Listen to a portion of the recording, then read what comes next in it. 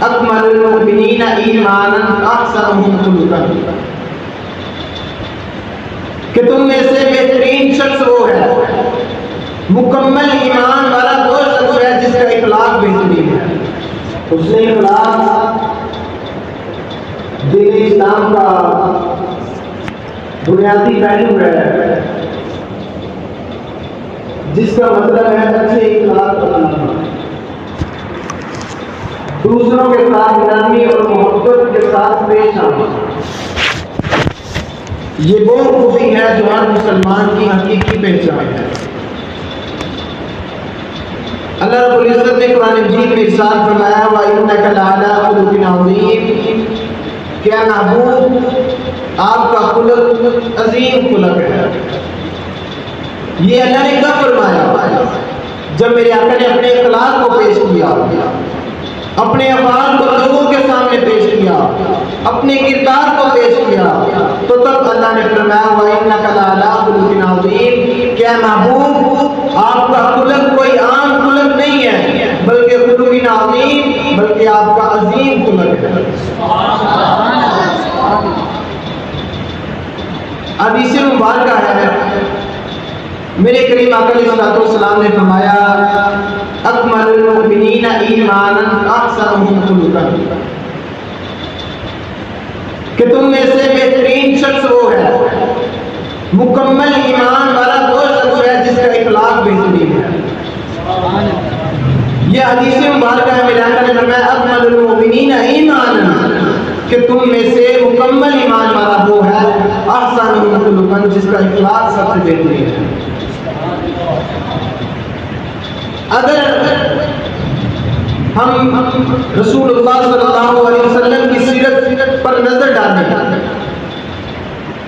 اگر آپ کے قرآن کو دیکھیں تو جو حسن اخلاق ہمیں نظر آئے گا تو وہ خلق عظیم ہی نظر آئے گا۔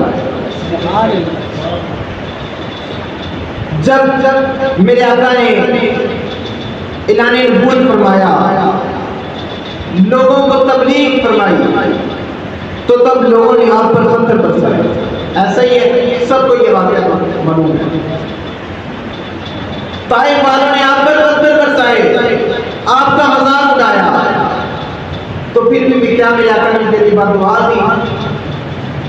کیا ان کے لیے برا سوچا؟ نہیں، میرے آقا نے پھر بھی ان کے لیے بد دعا نہیں کی۔ یہ تھا اخلاق۔ میرے آقا نے کیا دعا کی؟ یا اللہ تو ان کو ہدایت دے، یہ نہیں جانتے، وہ نہیں جانتے تھے، تو تب بھی میرے آقا نے ان کے لیے بد دعا نہیں کی۔ ہم تو جانتے ہیں، تو ہمارے سامنے ہمارے آقا کیا سلوک کریں گے؟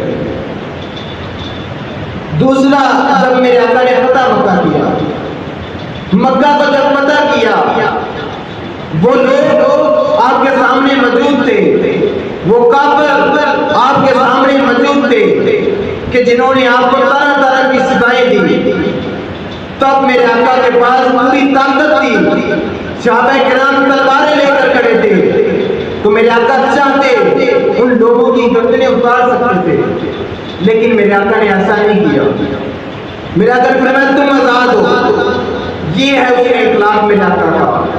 معزز سامعین، اس نے اخلاق صرف نماز، روزہ، زکوٰۃ اور حج کے ساتھ نہیں ہے، بلکہ ہماری روزمرہ زندگی کے ساتھ بھی سب خاص ہے۔ ہمیں چاہیے کہ ہم لوگوں کے ساتھ اچھا برتاؤ کریں، چھوٹوں کے ساتھ شفقت اور بڑوں کی عزت کریں۔ ہمیں چاہیے کہ ہم اس نے اخلاق کو اپنائیں۔ جب ہم یہ عمل اپنا لیں گے تو پھر دنیا میں بھی عزت ملے گی، تو آخرت میں بھی اللہ کی رضا حاصل ہوگی۔ دعا ہے کہ اللہ کریم ہمیں اس نے اخلاق جیسا عمل اپنے اندر سما لانے کی توفیق عطا فرمائے۔ وما توفیقی الا باللہ۔